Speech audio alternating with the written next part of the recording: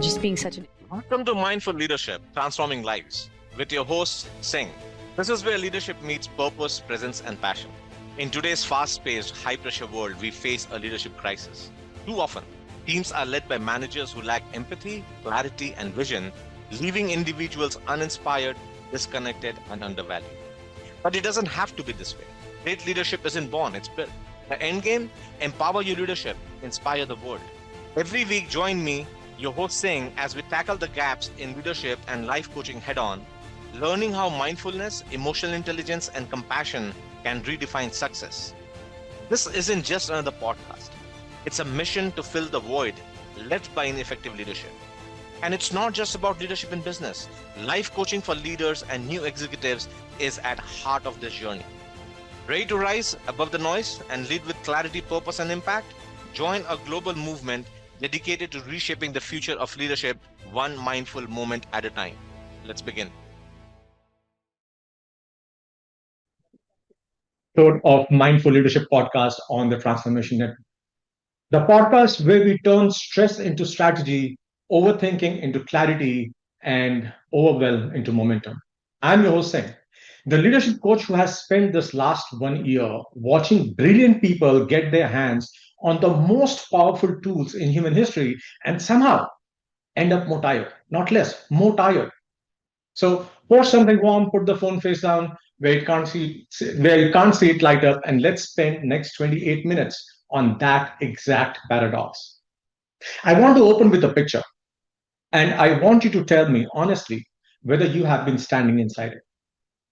A leader called Priya invites me to look at her setup. She's proud. She should be.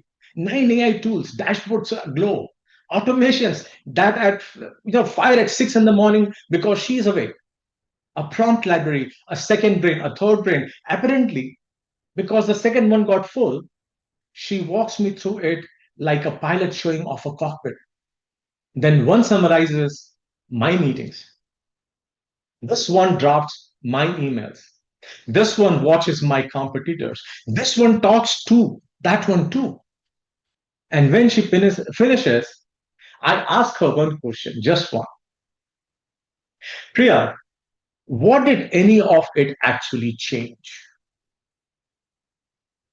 And then she opens her mouth and nothing comes out. Because the honest answer, the one she finally gives me, quietly 30 seconds later, is I don't actually know. I am definitely busier, I'm faster, but I couldn't tell you what of it changed. Busy has never looked so much like progress, and that gap between motion and meaning is the most expensive gap in business right now. Because we all just got handed the same gift, and almost nobody was taught how to hold it.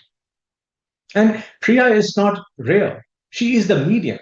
I meet people every week paying 5, 6, 7 AI subscriptions. And when I ask them which one drove a single measurable result last month, I get the same face. The face of someone who just realized they have been collecting tools the way some of us collect gym memberships.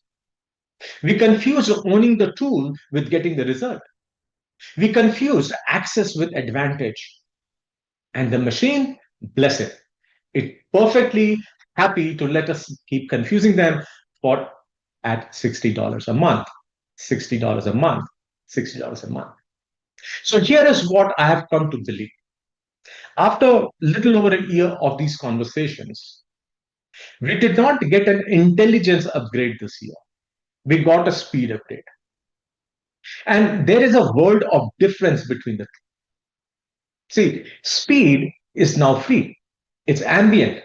Your competitors has it. Your intern has it. The person who has never led anything in their life has the speed. Everyone on earth just got handed a Ferrari.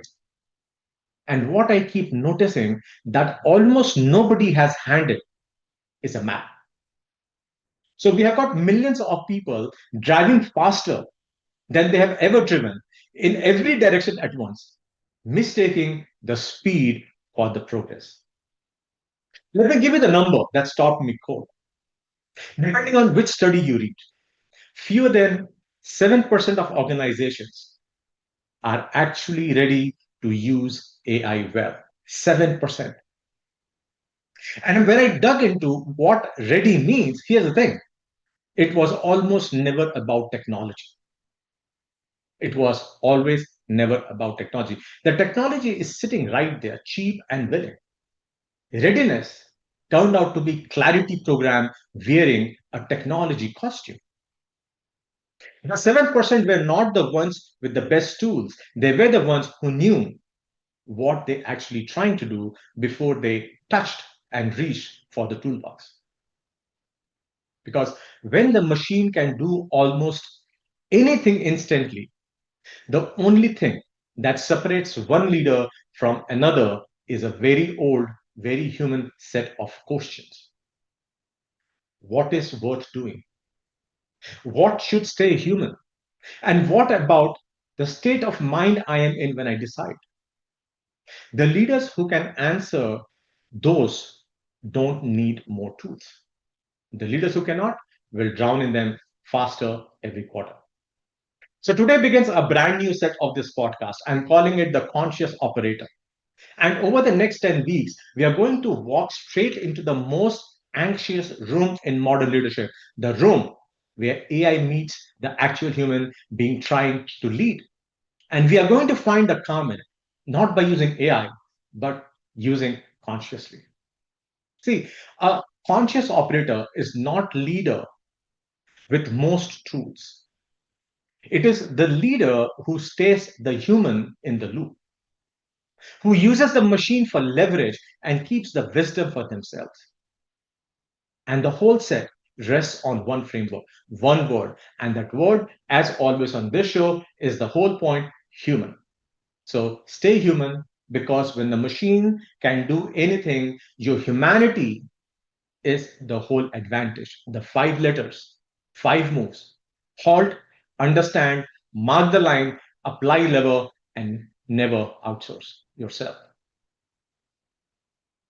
Halt, understand, mark the line, apply the leverage, and never outsource your time. 5 moves that turn you from someone who is operated by the tools into someone who consciously operates them.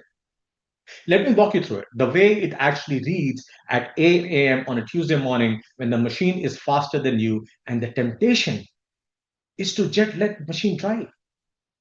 Now, before the first letter, I need to name the thing underneath all of this because if you miss it, the framework won't land, right? So there are two ways to operate in the age of AI.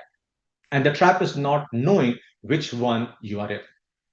The first is the reactive operator. The reactive operator opens the tool first, asks the question second, and then let the machine set the pace, set the agenda, and quietly set the standard. They are fast, genuinely and impressively fast. And if you ask them what they produced this week, they will show you a mountain. And then what it was for. And that mountain gets very quiet. That was Priya. 9 tools, a mountain of output, and no map. But the second is the conscious operator. Same tools, same speed available, but the conscious operator sets the direction before they touch the accelerator. They know what's there to think about and what's the machines to handle. They come out of the week faster because of the machine, but trusted because of themselves. See, the difference between them is not talent, and it is definitely not tooling. It is 5 small moves, repeatable, middle of a loud week. And let me take you through that. And before I do, let me and before I do, let me answer the objection. I can already hear some of you forming because I've heard this. Saying this sounds like you're telling me to slow down. My competitors are shipping at machine steep speed. I don't have time to halt and journal a little sentence to myself. Friends, I hear you. And I want you to be precise here because this is exact place leaders get it wrong. I'm not asking you to slow. I'm asking you to be deliberate, which is competitively different. Slow is a leader who takes 3 days to answer 2 minute question. Deliberate is the leader who takes 60 seconds to make sure the 2 minute answer is aimed at the right target. See, the conscious operator is not slow and they are not reactive.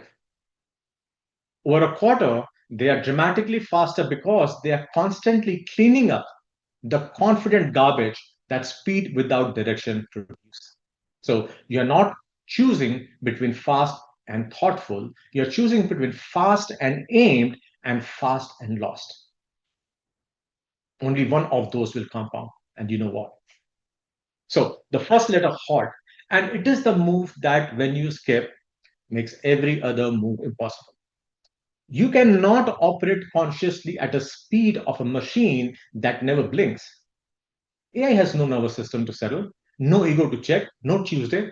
It is already ready to go. And its readiness is contagious, right? It pulls you into its tempo until you're making human decisions at machine speed, which is exactly how you end up with 9 tools and no idea what changed. See, to halt is to put a deliberate gap between the impulse and the tool. Before you open the tab, before you fire the prompt, before you let the automation run your morning, a gap just long enough for the human to catch up to the machine. Ria and I ran one experiment, and it was almost insultingly simple. For 30 days before she opened a single AI tool, she took 60 seconds, I call it operator's check, and answered the 3 questions to herself. What state am I in right now? What am I actually trying to produce? And what if the wisest version of me were sitting here? What would she want to reach for? 60 seconds, no tool until the sentence was done. By week 2, she had turned off 4 of the 9 tools, not because they were bad, but because she finally noticed they're answering questions she had never actually asked. By week 4, she told me the strangest thing had happened.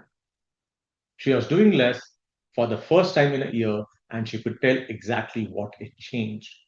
So, friends, practice for H is this. Before you open your next AI tool, the very next one, today, 30 seconds, and write one line. You will never show anyone.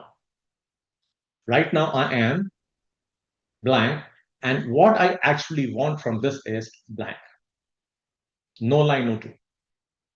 Because a machine that has to breathe with happily talk you out of every breathing again, right? So that takes us to the next one is the letter U, to understand. So this is that decides whether the next hour is thinking or just very fast typing. Here is a number that haunts me. Roughly 60% of people I meet are using the most sophisticated reasoning tool ever built, the way they use a search box. Type a question, grab the first answer, move on. They bought a thinking partner and they're using it like a phone book, right? So let me show you the difference because it is the whole ball game. 2 leaders, same tool, same Tuesday. The first one opens, write me a marketing plan, 4 seconds of effort, and the machine gives them exactly what that question deserves, right? A beige, confident, generic slab of nothing. The second leader spends 4 minutes first. They tell the machine who the customer actually is, what they have already tired, what they have afraid of, what will they absolutely not do. And then this is the part almost nobody does. They hand the machine its non-negotiables. Never recommend discounting, never assume a budget we don't have. If you're not sure, say so instead of inventing. Same tool, and what comes back is a sharp enough to use for your first conversation. See, the difference was never the AI. It was a human who understand the real question before they asked it. I coached a founder, Jamal, right, who was drowning in AI-generated strategy, report decks, analysis, all of it, produced in minutes, none of it landed. So I asked him what decision he was actually trying to make. He went quiet. And then he said, honestly, I'm trying to decide whether I still trust my own judgment or whether I'm hoping the machine will hand me a spine. You see, that was not a strategy question. No prompt on earth was going to answer it. But the second he named the real one, the right use of the tool became obvious. And so did the part he needed to keep himself. So the practice for understanding is this: before your next real prompt, write the honest decision underneath it in one sentence, starting with the words, what I am actually trying to decide. Then and then only give the machine the context and non negotiables. The quality of your answer will never exceed the quality of a question you're brave enough to ask. Understand? Because a search box question gets you a search box answer, no matter how brilliant the machine on the other end is. Right? The third letter mark the line. And this is the letter that keeps you from handing the machine the one thing that was never its to hold. Every task in front of you has a line running through it. On one side is the work that should go to the machine: the summarizing, the drafting, the aggregating, the deduplicating, the tireless repetition that used to eat your Tuesdays. On the other side is the work that absolutely must stay human: judgment, the relationship, the values call, the moment where someone needs to know a person was actually on the other side. See, the conscious operator draws that line on purpose. Every time the reactive operator lets the machine erase it. Let it settle. The conscious operator draws that line on purpose every time, and the reactive operator lets the machine erase that line. Let me tell you about another leader, David, good man, fast operator. A key client sent an upset email, a real one, a relationship on the edge. And David, being efficient, had the machine write the email. It was technically a perfect email, empathetic sounding, well structured, grammatically flawless. He sent it in 90 seconds and felt productive. The client wrote back one line: David, did you even read what I said, or did a robot answer me? See, the machine hadn't made a mistake, David had. He had handed the machine a piece of work that lived on the human side of the line. A moment where the entire point was that a person cared enough to sit with it. The drafting could have been the machine's, but the caring had to be his. And notice, David did not need to do less with AI. He needed to draw the line before he used it, not after. The machine could have drafted a version for him to rewrite in his own voice. It could have organized his thoughts. It could have caught the three typos he always makes when he's upset. Right? All of that is machine side. The one thing it could not do was be the person the client needed to hear from. That was David's. And he gave it away without noticing it was his.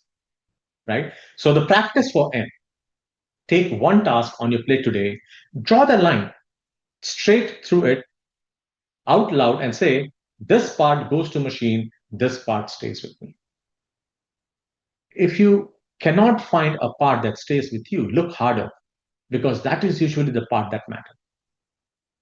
Right? So mark the line, because the fastest way to lose the trust you spent years building is to let a machine spend it for you in 90 seconds.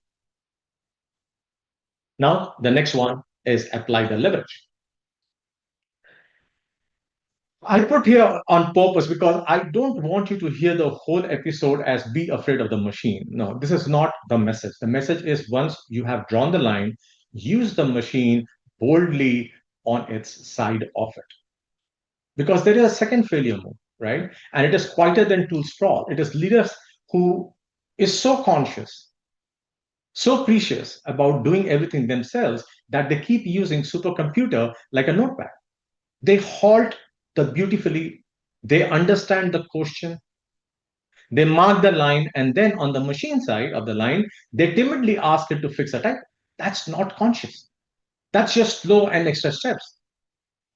I coach a solopreneur, runner, an author, consultant, one person, no team. She was doing everything by hand out of kind of a pride. Once she drew the line clearly, she handed the machine everything on its side to do it. The first drafts, the research synthesis, the repurposing of one talk into 10 pieces, the admin that used to eat her days, same 40 hours, roughly 10 times the output on machine side. And here's the part she didn't expect.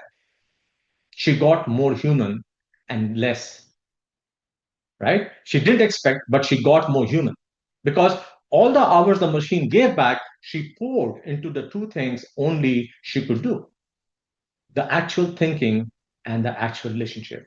That is the whole trade. You delegate the machine's work fully so you can invest the human's work deeply. Leverage on one side buys presence on the other side. So the practice of A, name one thing you're still doing by hand that lives entirely on the machine side of the line. And this way, hand it over completely, not half, completely. Then take time to the gifts back and spend it on one thing only you can do. Because being human, work human is wisdom, but doing machine work by hand is martyrdom with a to-do list. So the fifth one, never outsource the core. So I believe this is the one I want to carry out of here if you forgot the other four, right? There is a small non-negotiable core of your leadership that must never ever go to a machine, no matter how good it is. And that is your judgment, your values, the final call, and your purpose. The reason any of these things exist in the first place. The machine can inform all of it, but it can never own any of it. And here's the truth from the frontier that should reorganize how some of you think about your whole strategy, the names, the frameworks, the clever solutions a machine generates for you. Broadly speaking, you can't own them. You can't trademark them. Neither can anyone else, which means if your entire moat is a thing a machine can generate, you don't have a moat anymore. You have a puddle that the next person can generate too. So, what is actually yours? What is uncopyable? It is the same short list every time. Your judgment, your trust. The trust you have earned, the relationships only you are inside of, the story only you have lived, and your purpose, the specific reason you, not a machine, are the one holding the pen. Another leader, this was interesting too, Marcus. Um, he learned this hard way. He let a model make a call that a model should have never made. A decision about a person dressed up as a decision about data. The model was confident, articulate. It was wrong in the one way a machine always is wrong. It had no skin, no stake, and no soul in the outcome. Marcus had all three. And he had handed the pen to one party in the room that had never, none of them had that. And that's the machine. And here's a trap, right? Here's a trap in it. The one I want you to see clearly, right? This is interesting. The machine did not seize that decision from Marx. He offered it because the model was so fluent, so fast, so sure of itself that letting it decide felt like efficiency instead of what it actually was, an abdication. That is how the core gets outsourced. Not in one dramatic moment where you hand over judgment, but in 100 small Tuesdays where the machine's confidence is just little more convenient than you own responsibility. So, friends, guard the core on the small days, and the big days take care of themselves. So, the practice for N is this: write down your short list, the handful of things, if your leadership, that you will never outsource to your machine, no matter how convenient it becomes. Judgment, values, the final call, your purpose. Right? Keep the list somewhere. You will see it because the day machine offers to take any one of them, your hands will not feel like a threat. It will feel like a favor. That's exactly why you write the list, right? So let me bring back to Priya because I owe you the end of the story. 9 tools, a mountain of output, no idea what any of it changed. That was where she started. We didn't add a single tool, we just ran HUMAN. She started halting. 60 seconds before she touched anything, she started understanding the real question underneath the prompt. She marked the line on every task. She applied the leverage boldly on machine side, and she never outsourced the 4 things she finally named as hers. 6 months later, she told me she had cut her stack from 9 tools to 3. Her output didn't drop, it sharpened. And for the first time in years, when I asked her what work has changed, she didn't go quiet. She has at least a real one. Same industry, same hours, same machine humming in the background, different human at the wheel. So you don't need a better tool. You need to be a better operator of one you have already got. So now here's the thing. Every letter in human gets sharper when you actually know what you're operating from because most of you don't have a technology problem, you have a clarity problem. You don't know precisely what energizes you, what drains you, or what you were uniquely put here to do. And every never outsourced list is just guessing is nicer clothes until you can name your own purpose with precision. That's why I want you to take the purpose fact assessment. It's a free 25-minute science-backed diagnostic that shows you 3 things: what truly drives you, what consistently drains you, and the blind spots your team feels but you don't see. Once you have that, the whole framework changes because you're no longer operating from the fog, you're operating from your own core. The one thing no machine will ever generate. So, awesome leaders, this is the new era. Won't be the ones with the most tools. They will be the ones. The great leaders in this era will be the ones who stayed human at the wheel, who used the machine for everything it is good at and kept for themselves the handful of things machine should never do. So this week, halt before you click, understand the real quotient, mark the line, apply the leverage, and never ever outsource the core. If this landed, share it with one leader who's drowning in tools and starving for clarity. And take the purpose fact assessment, your next step in this show notes. Thank you for spending time with me. Keep breathing, keep leading like a human. I'm Singh, and you're listening to Mindful Leadership Transforming Life on the Transformation Network. I will see you next week. Let's begin.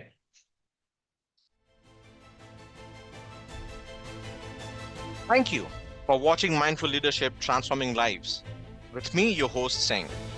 We are honored to have you join us on this journey to explore the transformative power of mindfulness, emotional intelligence, and authentic leadership. Tune in every week on transformationtalkradio.com at noon Pacific on Tuesdays, where we will continue to explore how mindful leadership can create a ripple effect of positive changes in your life and lives of those you influence. This show is dedicated to helping you lead with purpose, presence, and passion. Whether you're navigating the complexities of business, building strong connection with your team, or striving to make a meaningful impact in the world around you. To learn more about the show, access additional resources, or dive deeper, visit singhpowerupcoach.com. Remember, leadership isn't just about what you do, it's about who you are. Let's continue to transform lives together, one mindful moment at a time. See you next week.